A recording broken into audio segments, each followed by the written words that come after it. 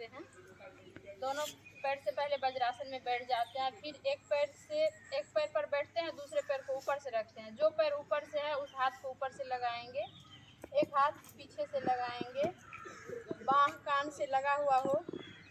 गौमुखासन, इसके करने से दम्मा का रोग भी दूर होता है, फेफड़ा संबंधी रोग दूर होता है और हृदय रोग से हम बचे रहते हैं इस गौमुखासन के करने से। गौ के मुख के आकार हो जाता है हमारा पैर का आकार, इसलिए इसे कहते हैं गौमुखासन।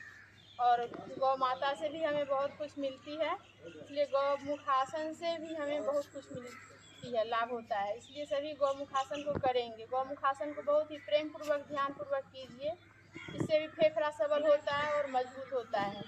फेफड़ा संबंधी कई रोगों से हम निजात पाते हैं अगर गौमुखासन को नियमित रूप से रोज करते हैं तो ध्यान पूर्वक से सही करेंगे। और इसी आसन में आप कपालभाति को भी कर सकते हैं, पेट अंदर सांस बाहर। चलिए वापस दूसरे तरफ से वज्रासन में बैठते हैं, फिर दूसरे पैर को दूसरे पर रखते हैं। जो पैर ऊपर है उस हाथ को ऊपर से लगाइए, बांह कान से लगा हुआ हो।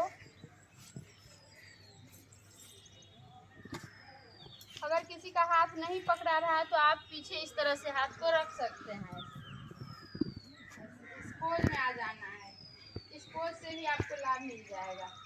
और धीरे धीरे प्रैक्टिस पर सब सरल हो जाता है। इस तरह से आप आराम से हाथ को पकड़ सकते हैं।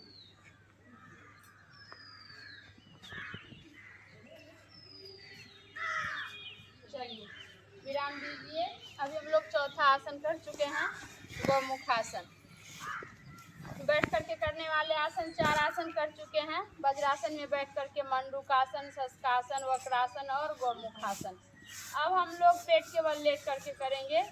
मकरासन से शुरुआत करेंगे, तो सभी एक साथ लेट जाएंगे। लेटने में